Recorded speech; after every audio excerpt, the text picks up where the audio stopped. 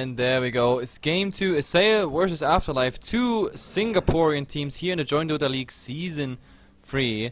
And one game already played. Assail just made it a 3-0. They already won twice against the Bangladeshi team.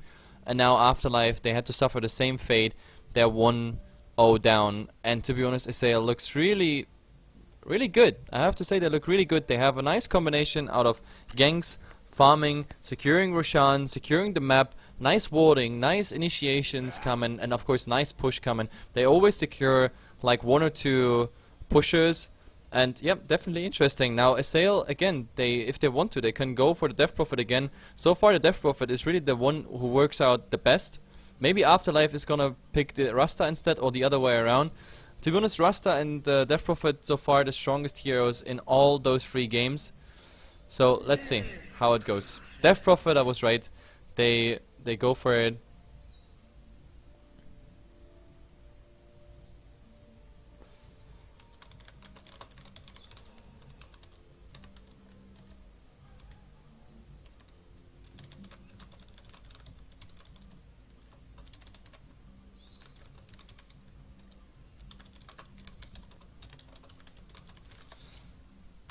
Sorry, just going for chat. A lot of chat happening here. This is always surrounded by so many messages. Skype, Windows, Steam, Twitch on 4 channels at the same time. I'm multitasking today. Everything is fine. Everything is gonna be fine. Either way, it's Afterlife's turn. Like after the relatively normal picks, we have a nice synergy coming up. Skyriff Mage, Faceless Void, that's some nice synergy there. Like the Chrono definitely able to stop a lot of Assail's aggression, which we saw in the earlier games. So why not going for more here? This is exactly what we might need. The Titan is now coming out, securing that big fat ultimate as well as a nice offlaner. We only saw one Titaner today, and it didn't really work out. He didn't get into the game, but that was also against Assail. Let's see if Assail themselves with the Titan to make more and better plays happening.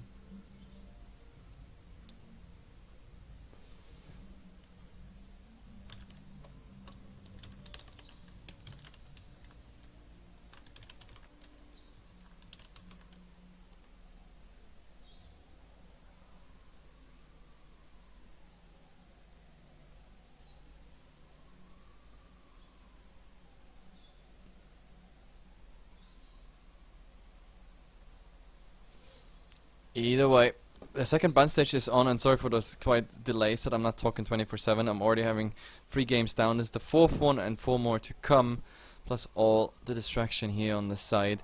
Let's see. Now there's even ambulances in front of my house, which means I have to close even the last window. And here in Hungary, it's awesome temperature. We have 37 degrees. Everything is fine. HeflaTV sweating like mad. Either way, second ban stage, almost through at least half of it. Shadow Demon is getting banned out, which is, of course, a nice one, because the Faceless Void could always be defensively disrupted, or like a target could be defensively disrupted, or obviously you can disrupt the Faceless Void. The defensive one is, of course, what you want the most, because the Skyriff Mage always waits for the setup, he waits for the Chrono just to put his Mystic Flare in there. Then what I also like is the Sand King being banned, because we have pretty much the same. The Epicenter into the Chrono is a very nice combo, because the Epicenter continues to pulse even when you're in a Chrono. As a Sand King, that's of course always nice. That would have made like the second time a easy setup for Afterlife, as long as they get their Chronos out. And also the Razor, a target, a hero that is, how can I say it, okay-ish. I mean, if the Chrono is a nice position, you can even steal something off another target in the Chrono while you right-click it, plus the Plasma Field, and maybe even if the positioning is right, the Eye of the Storm doing pretty much a ton of damage. But let's see. So one more ban for Afterlife, and to be honest, I think it should be a Rasta. If it's not a Rasta, we're gonna see this guy being picked again by Assail, because it just worked out the other games, so why not going for it again?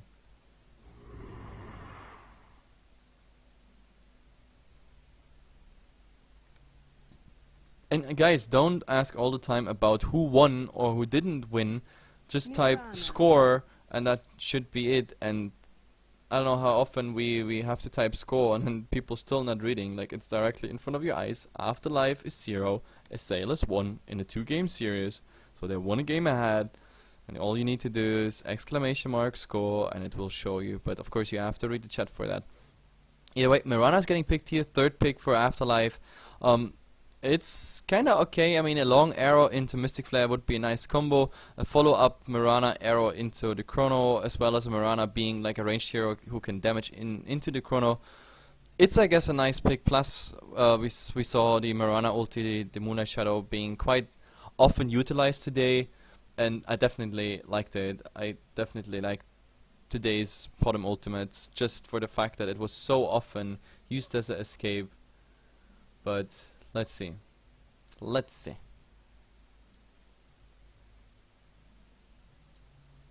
Again, this time it's the 3rd and 4th pick that these Singaporean teams always take the most time with. That's pretty interesting to see, because like in all 4 games now, it's always the 3rd pick or even the bans before those. Like, this is really the crucial one. And I mean, to be honest, the 3rd and 4th picks is always where you give your draft a certain direction. So I can understand why you take your time deciding what to go for. But as I said, there's still a Rasta to be claimed. And Assail so far, I mean, they never played against the Chrono. Right now, the other teams always try to slow them down with Tinkers, for example, but a Chrono is something new. It's the first Void we see today, and yes, it is the Shadow Shaman. So, I don't know, this was kind of an obvious choice, but apparently they weren't 100% sure if they want to go for the Shadow Shaman. So this time, they take him, as expected, as I predicted, but they took so much time that I might think they are a bit scared of the Faceless Void combination. So right now, I think we're gonna see different picks on the 4th and 5th one, unless they have a nice game again and they shut down the Void, so that not much is gonna happen.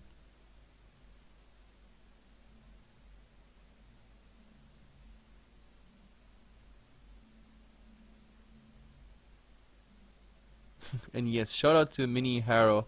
Even the bet sites show it. Yes, they show it. So you should know who won, who didn't win, etc. But either way, it is a Wraith King. This is gonna be, it could be either or. It could be support Mirana or support Wraith King. They can turn it around the way they wanted. Having the Wraith King on a support role is maybe I think a bit better here, just for the Mirana being a ranged hero into Chronosphere. So I think that's the better pick. But they might as well just turn it around to have another fat tanky core, then plus the reincarnation. And look at this, like Assail. I actually thought they'd go for something else, but no, it is Earthshaker coming out again. They say like, hey guys, this worked once, let's go for it twice. So the only new hero so far is the Tidehunter, but everything else is pretty much the old program of Assail. And Afterlife failed to ban those heroes. Like, I mean, I don't know, like, I understood the Shadow Demon ban, totally. I didn't understand the Enigma, because a Shadow Shaman there would have been much more interesting, because they really did everything with the Shadow Shaman. If you remember the top racks fight, like, the Master Weapon Wards did everything. All they did was, like, shooing them a bit off, Master Weapon Wards, and while they were fighting, they were doing the job. They did that in bottom, they did that in top, and it just worked out. Exorcism here and there a bit damage, but, like, if we look in the stats of the last game, I'm pretty sure the Master Weapon Wards have the most building damage done in the game, instead of the Exorcism. At least when it comes to the high ground, on the high ground at least. Before that, obviously, we have the Death Prophet just going for solo towers sometimes, so he should be high there as well. But I'm talking just about the high ground, because high ground is in the end the hardest thing to do in the game. I mean, before that, it's all about just roaming, timing, capitalizing on certain gangs, etc. So it's relatively easy to take those towers, even over time. But breaking high ground versus a team that is really just pinned down to their base, defending with 5 people, especially when they have marching machines and stuff like that, I can totally understand it. But now, there's a Kunkka coming out, and this is something I just don't understand. How does the Kunkka fit in here? I mean, it's a nice combo, again, inside the Chronosphere. So, Big Fat Chrono, Arrow in it, Mystic Flare in it, Boat in it, Ray Fire Blast in it, or at least those stuns, at least as a follow-up, like Torrent as well. The Tidebringer, if a right target is there to cleave it off. So I can understand what they want to go for, but to be honest, this is a bit too much centered around the chronosphere, in my opinion. But let's see. Like, maybe we're gonna see a Kunkka who's gonna have the game of his life.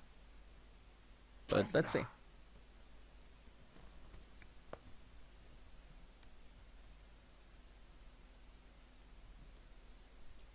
We're done with the draft, and whoa, Pugna is coming out. So instead of going for more tankier heroes, they actually decide to go for more push. So the answer against the Void and all this combination is to go into more push even. That's something I did not expect, to be honest. That's an interesting pick, to say the least. But let's see. We're going to introduce the teams again. I mean, now for all those who stick around since game 1, we know Assail by now more more than enough. So we have Def, Ponlo, Vaxus, Fatal here, like they had at the moment here in the Pugna, Earthshaker, and Shadow Shaman tri-lane. So it's a farm in Pugna. Vaxus again on the Death Prophet. It's the third time he's gonna play this, I think. In the mid, and of course Hannah, the offlaner. This time not a Batrider, he's going for a Tidehunter, and I definitely like this a bit more. Last game the Batrider was completely justified, especially against the Tinker. This time they need this fat ultimate, especially against the Chrono. They need something to disable it. So we have maybe a Yule Scepter, maybe a Hex on the Void. We have a passive, the Crapify. We have then of course the Fissure stun. We have the Ravage, and yeah, I think I mentioned it already, the Yule Scepter sooner or later by the Death Prophet. These are quite some nice defensive mechanics against the Void, unless of course he has a BKB later. But either way, let's look on the other side. We have Driss here in the offlane playing a Mirana. In the mid we're gonna have Yabio on the Kunkka. I'm really curious how this Kunkka is gonna do, especially since he's against the Death Prophet in the mid, which is kind of a hard lineup for him. Lynette on the Skywrath Mage, like his Mystic Flare, like he needs the levels really fast. He needs to like pretty much get the same level as the Void parallelly, because then they could go for this easy combo. But even till then, they have a slow, they have a stun, and of course the slow and the bashes of Faceless Void in a tri-lane. That makes it of course a lot harder for the Tidehunter to actually grab something there. But Fusion, the silencer from last game, who didn't get anything, who had like a really horrible game, like he has now he has now the honor to cast the Chronospheres, and I really hope he does better than on his silencer. Babylon, the last one, he's gonna play the Wraith King, and we hear the horn. The game is about to start, and let's see what's coming. So yeah, it's looking like tri-lane, but one of them actually left it. Like Def at the moment in the mid. I mean, a Kunkka early level is something you can really gank easily. All you have to do is like hold him in place, and the right clicks are enough. It's a hero that is relatively fine when it comes to HP and armor. I mean, starting with 2 armor, plus he got quite some nice stats here together. Tidebringer is up, and now let's see, Vexus going really aggressive, but oh, you should be careful. Like those right clicks, at the moment he hurts a lot more. I mean, this is a Null's Talisman versus Kunkka with higher base damage. This is something, well, should not go for it. Tidehunter top. I'm pretty sure they're gonna try the first gank here when he's about, yeah, when they're about level 2. The Skywrath that is, and the Wraith King. I mean, they don't need level 2 on the Wraith King, but they need level 2 on the Skywrath Mage. So we have the Arcane Bolt plus the slow. And let's see. More shoutouts coming, but yeah, we don't care about shoutouts so far. We only have the Rasta doing the harass on the Mirana. Mirana actually went for the level 1 leap first into that skill. I guess that's the right decision, but new shackles are up. No, actually no, these are not shackles. He's just going for the right clicks. There's the other shock, and the right clicks are coming in, and of course the Mirana is suffering under all this. Like, yep, he's not even getting that last right click in, but yep. Def is doing a good job here, just driving the Mirana out, not even getting all that damage up in the mid. We have the Death Prophet, like, he's getting his... Oh, this is not a bottle. These are Tangos. Tango delivered, because he knows that against the Kunkka, like, he has to go for a lot. But look at this. They didn't wait for level 2. I think this is a mistake. They didn't wait for level 2, so there is no slow on the Death Prophet. There's only a Torrent. So what they can do is, like, stun, but... Oh, in the meantime, how did he do that? But in the mid there was a go, and they are not successful. And like every time I think they go on this target here, and getting the first blood here. Instead, the Mirana is dying from high ground to low ground. He died here, and for some reason the Shadow Shaman just had vision on him and just Ether shocked him down. Like, that was quite a surprise, but Earthshaker was involved there, and that was just too much for the poor Mirana. So first blood missed. Good job, HeflaTV.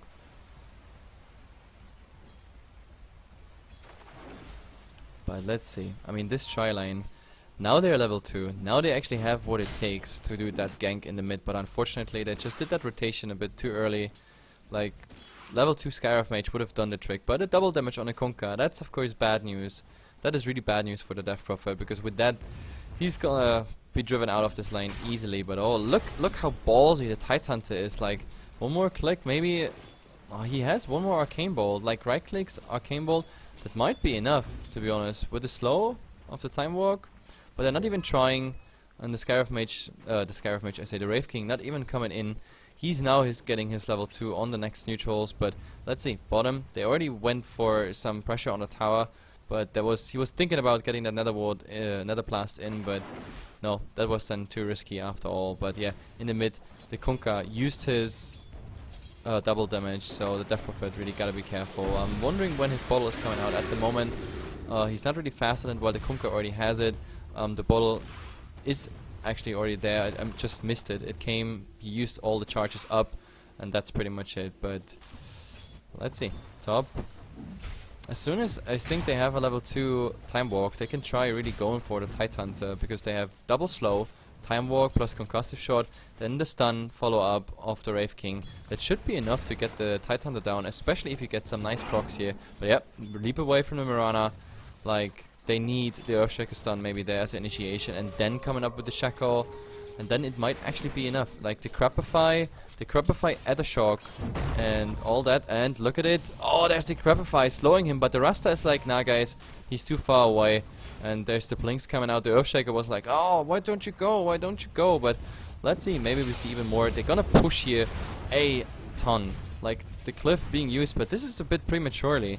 Like, now they actually start to right-click the tower, but okay. But Assail, again, doing pretty much the same scheme they have in game 1, but oh, there's a slow now on the Earthshaker. Where's the arrow? Nope, there's just a Starstorm. There's a Torrent also missing, but if there's a tower hit coming on him, no, but he's just going to the right. There is, yeah, too bad.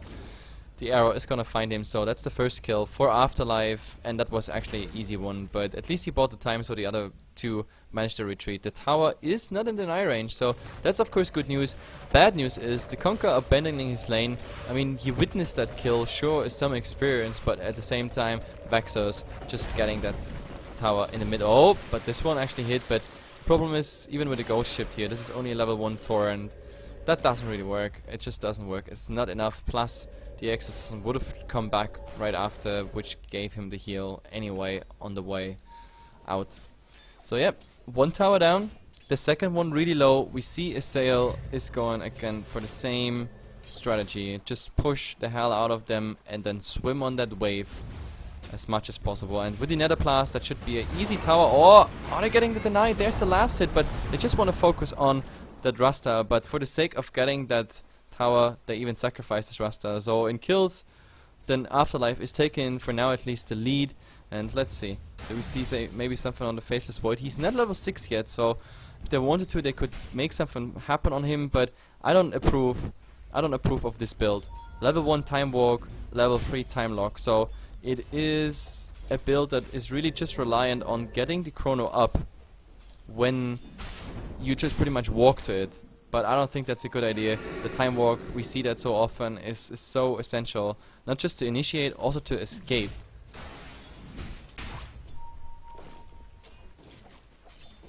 And let's see, Kunkka gets a kill in the mid. The Shadow Shaman is actually the one going down here super fast while I'm reading the chat. But, the Crypt Swarm getting the last hit here on the Skyrive Mage, and now they're sort of boxed in. Look at this, like we have a haste run on the Kunkka, but of course if they're stuns, they can't really do anything. And now, oh, there's the chrono, but nice, the Crapify here, and the ultimate coming out. Is this enough with the right clicks? There is that short Time Walk, but he's actually getting away with it. Now they focus here on the puck. Now the Earthshaker is getting the kill just with the Fissure top.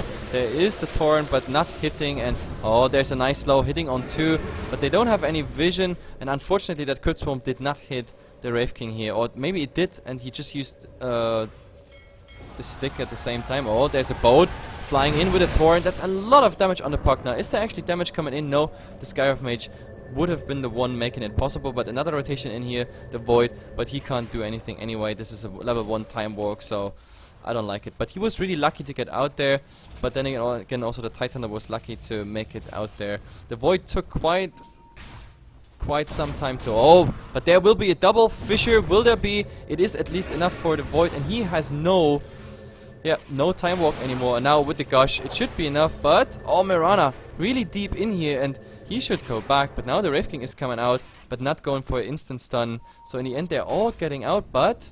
There is the Shadow Shaman, there is a ward, they are well aware of it, but look at it, 2 salves being used just so they're not in range of the Shadow Shaman, just other shocking them down. The others are on the way, manually at least, moving back, but oh, they saw the Shadow Shaman. It is also daytime, so a lot more vision coming in. Also the Kunkka, like they really wanna prevent this from happening. Like they are so adamant on it, but now there is a nice go on the Tidehunter, but I don't know. They completely fucked this X mark the spot out, but now let's see, there's a slow, again on 2, Fissure stunning all 3 now. Do they have more to go for? 1 stun after, oh nice one, and now there's the stun on the Earthshaker. He's going down, very likely at least. I don't know why the Tidehunter went back, but now of course X marked the spot. That should buy them the time. There's not even this one coming through. Double kill and another chrono. That is a triple kill. No, it's unfortunately not, because the Kunkka is in the chrono as well, but what more can you ask? Like, just overstating their welcome. Like, I didn't understand this one, why Assail, I don't know, was sticking around there. Like, they saw all the TPs coming in, and they should have expected the entire team there. So it was a 3-on-5 with barely any mana left, and HP also pretty low. 9 minutes in, showing the net worth now, and well, let's see. The Kunkka, I mean, is still around, but this time without mana, without anything. He's gonna wait for that 10-minute rune, maybe. Until then, he's just gonna jungle a bit. But let's see, he's gonna get all DCS at least of the neutrals. No, actually he's leaving 1 up and going back to the fountain, I assume. But yep, Assail actually quite a setback for them, but of course the Death Prophet, he already keeps on pushing. Where's the Pugna? The Pugna so far not having too much of an impact. He has exactly what we need though.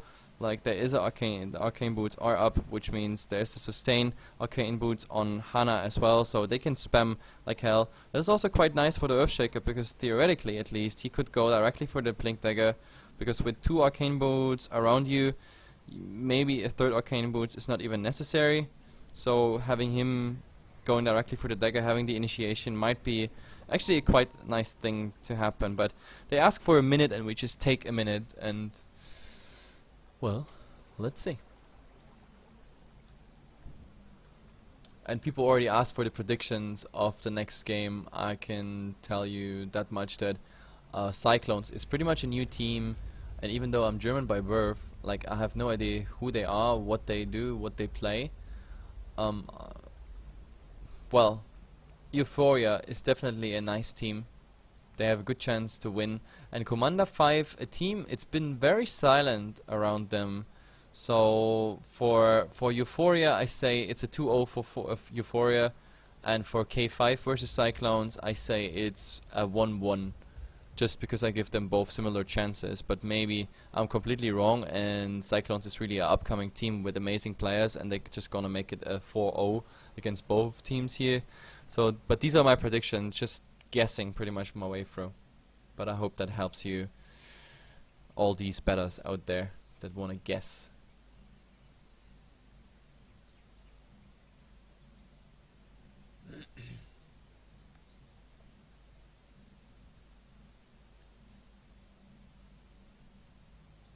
And let's see, they asked for a minute. A minute is pretty much over, but at least I have time to drink my tea.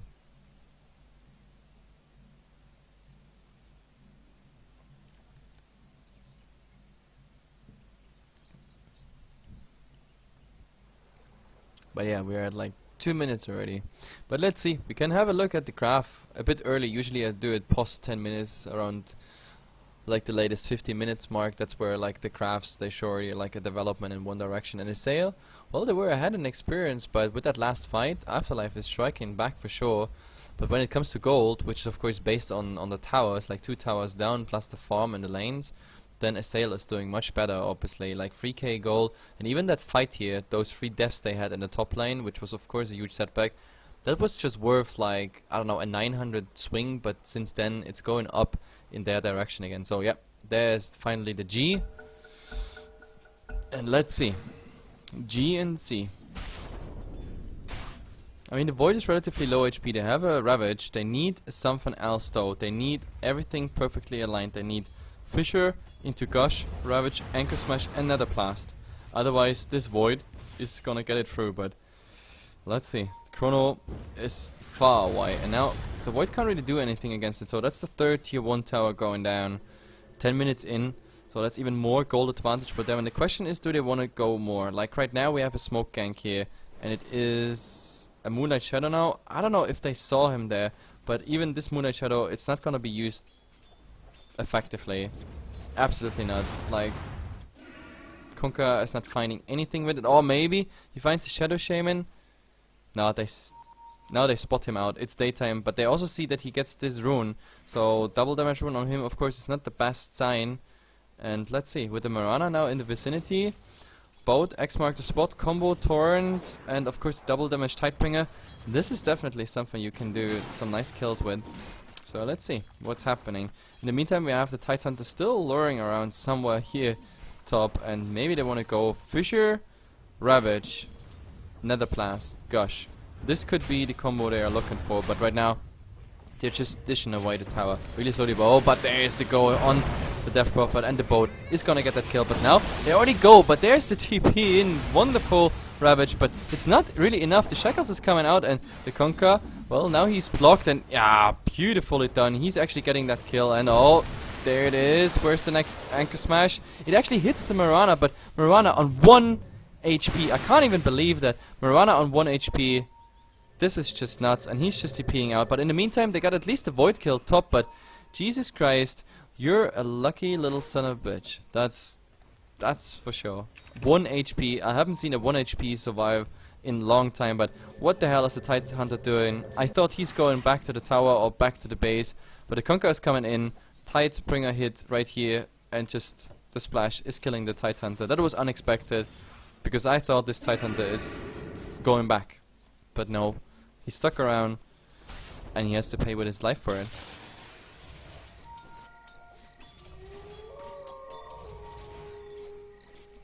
But let's see, now in the mid here, the arrow actually misses the Death Prophet. And there is Illusion Rune. Okay, Death Prophet is gonna get it. Sentry Ward coming out just to make sure there is no vision, but the real vision is here. So they see what's going on, they see who's rotating in and out, they know the Wraith King is there. Wraith King gotta be careful though, because like he needs his level 6 before anything else, before he can go into those fights. And actually now, that last creep, that gave him level 6, so he's ready to fight, ready to tank and just die and slow the enemy so the rest can be finished off. But yeah, the Kunkka at the moment, like, he's doing quite fine, to be honest. Like, I'm surprised because he left the lane so early, but that double kill top, now that double kill bottom, like, this gives him a ton of advantage. Like, he's 7-0.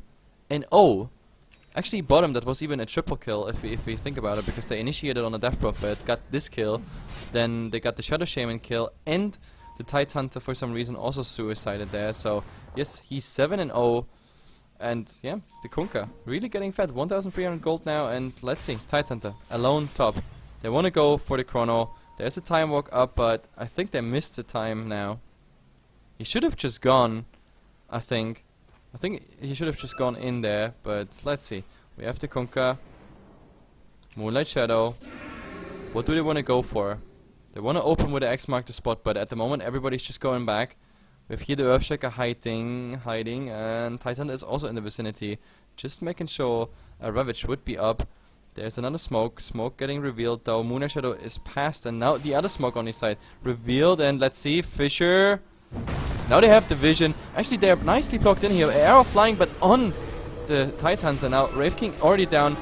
Look at his damage. Exorcism finished the entire thing. The boat not gonna connect on anything, but nice. No, actually a horrible chrono, just hitting on one. I mean, the Earthshaker is going down, and the splash damage here. This is of course finishing everything, but oh, this courier, so much damage, and even on the Void, the last Crypt Swarm making it possible. Now the the Kunkka. He has to run for his life with the Mirana here. Now getting even the leap buff on him means they're really, really fast. The drums even used now just in case someone is pursuing the arrow, but no, nothing really happened. And that means, yep, definitely a better trade here for Assail if we take it all into account. But oh, there the Kunkka just using his X marked the spot on himself just to get a Tidebringer in, but it didn't really work out because of the Crapify. But they get a ton of tower damage done here, of course, just because with all the right clicks, Siege Engine, Creep Wave, and the Nether Blast. But oh, there's a stun here on the Death Prophet. Siege Engine still doing damage on the tower. It's worth a 50% damage on the tower. That's, I guess it's worth it after such a nice fight. That's the maximum you could capitalize on without the Ravage being used, and that's without the Exorcism being up there and the Ravage not being used. That's quite interesting, to be honest. Like this fight, like if the Kunkka or the Mirana would have just, I don't know, stay around there and try to fight, maybe make something possible, we would have seen a Ravage. But this way, the Ravage is still available, which is of course maybe bad news for bottom. If they want to push here, we might see the Tidehunter actually rotating in and trying to make something happen.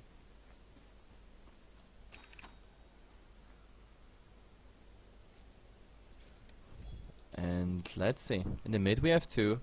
3 are waiting here pretty much of Afterlife. We have at the moment the Kunkka just using the jungle, the enemy jungle, just to farm a bit. The Rasta being alone, farming. He's actually quite decent in XP. I mean, he's level 8, so he can't complain at all. But let's see, Tidehunter, Pugna, they're all rotating in.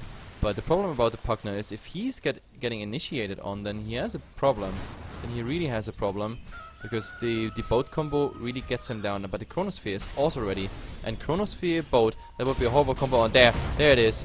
The Kunkka, really low. Look at this. The boat actually hits, but now, oh my god, the Hex. Before the Time Walk comes out, and now he's really low. The Necro units even making it possible, but this Ravage, just too late. Too bad. They didn't have anything. Oh, do they have any vision? Now there is the Mask of Matt. That was a big mistake. The Fisher actually gets him here. Now they go even for more. Want to go for more, but the Torn is slowing them down at the moment. There has been a Gush slowing him down, but with a better execution, they could have secured like up to 4 kills here.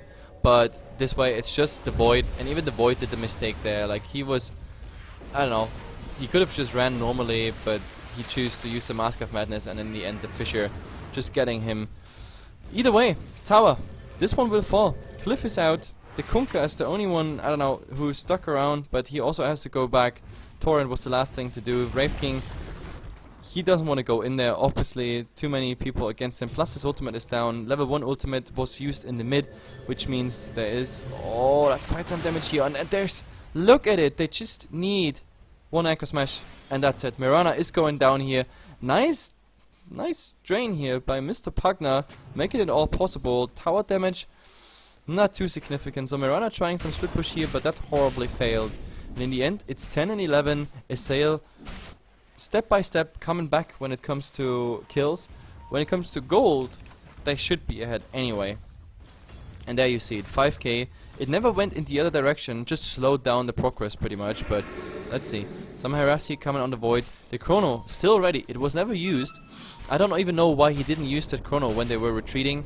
That would have been maybe even a nice turnaround, because the Skywrath Mage is now level 6, was level 6 for the last fight. So just turning around, getting a defensive Chrono, and then time walking away, and the rest of the team just does the damage.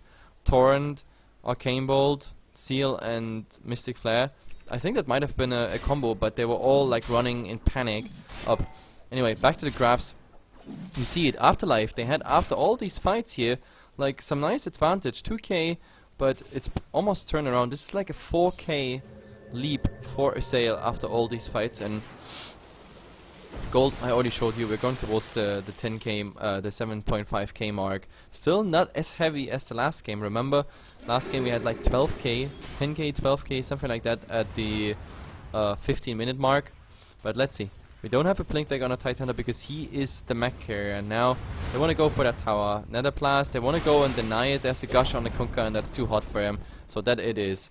19 minutes straight. All outer towers down for Assail. So far, the push strategy works. And now it's all about, I don't know, getting the push up on the high ground. They have relatively okayish passive pushes, because the mass open walls, they can be placed and just do their job. Then we have the nether blast doing its job as well, just coming in there and it should be fine.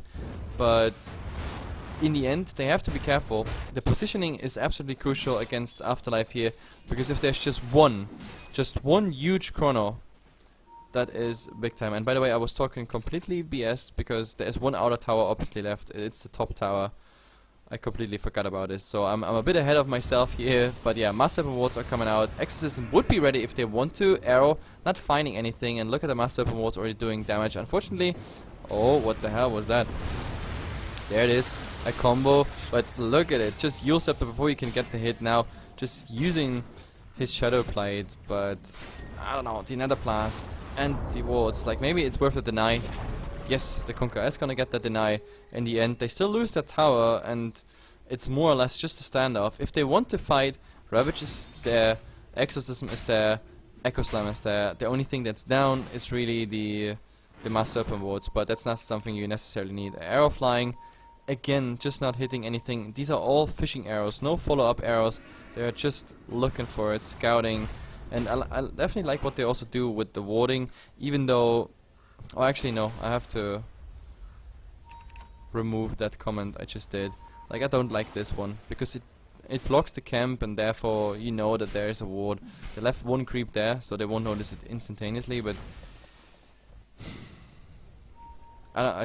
no, I think there might have been a better spot. Like, sometimes we have a spot here, sometimes we actually have them a bit here. Then the problem is most people put the sentry ward here, so you have the range on the pub hill as well as the vicinity. But for this one, obviously, it's not enough. But I mean, for now, it gives them, of course, vision, and there's also like other nice wards. The only thing that didn't play a role this game is the Roshan. The Roshan is, what can I say? Not important at all. But there is an opening here on Fatal, and he's gonna get a huge chunk of damage. But Ravage is coming in. The Conqueror being out of mana, but nice Echo Slam here on 2. Is there a Chrono coming out? This arrow is not gonna stun anything, but maybe now the Chrono is coming. But oh, nice silence here. This silence is actually making it possible. And now with this, the last stun, both of them going down. This Void, I said it in the draft already, he's the one crucial for Afterlife's matchup, but perfectly executed. Like, stun into silence, into stun, and he didn't get his Chrono off once again. Like, I don't know, like, when did we even see the last Chrono? Like, I can't even remember, that's how long it is ago. Either way, Mirana also again lucky, he survived with 11 HP, so the first time he survived with, with 1 HP, this time he survived with 11 HP. Mirana definitely one of the lucky guys today, but now, oh, they got torn already. There's a boat flying in, an arrow as well. This is a nice kill here on the Tidehunter, but he's instantly using the Shadow Plate, getting out of here. It's just a Tidehunter kill, and it's okay-ish, I guess, but still, the Death Prophet is securing the Aegis, and now let's see, is there any follow-up? And I can't even believe that this is actually godlike for the Conqueror, but it is. He's 9-0. It's his godlike streak. And now let's see. Oh, arrow flying, not connecting on anything but a creep. Invisibility rune here on the Death Prophet, but let's see. Conqueror trying to do something here. And let's see, maybe X marked the spot, but nice Fisher here. He's under the tower vision. There's the life drain, but of course they had no vision. Now X marked the spot, but yeah, that's just for funs. But oh, nice Freeman. Oh no, actually it's not Freeman. The Earthshaker was just out. He's blinking on the other side. Nice arrow here on the Rasta. That might be the follow-up, but Fatal still alive. And I can't even believe it. They want to go for the Void. Nope, they don't want to. They say, like, we go for the Wraith King instead, and the Void surviving with 80 HP so far. But now they follow here on the Conqueror. He has no mana whatsoever, but there will be a Fissure pretty much soon. Trying the jukes, Hex, and now the rest is just a formality. Godlike is going down. 1,200 gold, and this Void being so lucky. I mean, he shows himself. Is there a Blink Dagger? Another Fissure! It is enough. I can't even believe that. You are down. Make that a full team vibe. The Cliff is still available, but look at the power of pushing that's coming out right now. Cliff being used, Exorcism, Master Open Wards. The Master Open Wards also in range here for the melee Rex, which means we're gonna get this Rex down.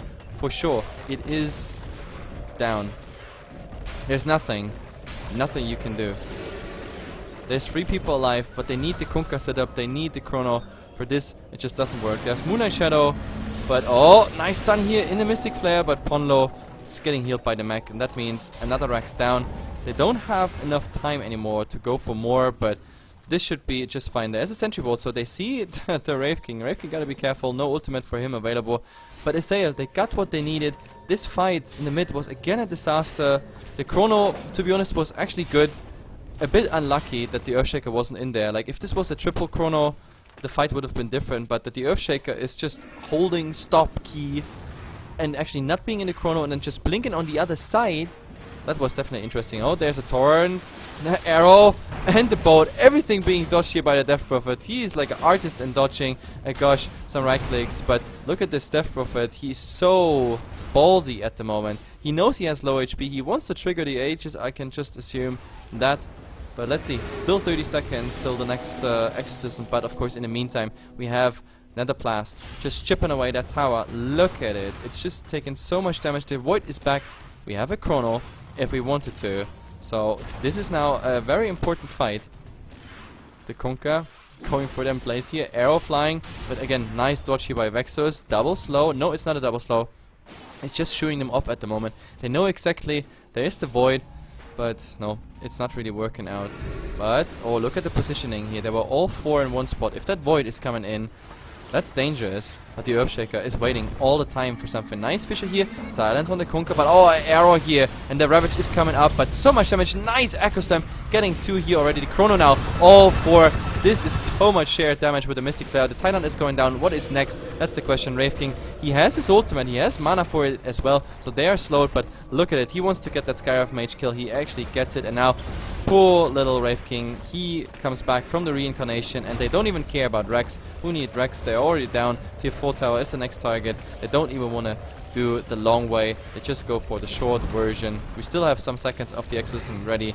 And I think Afterlife, it is time to GG out of this game, because tier 4 towers are going down. Necro is still up.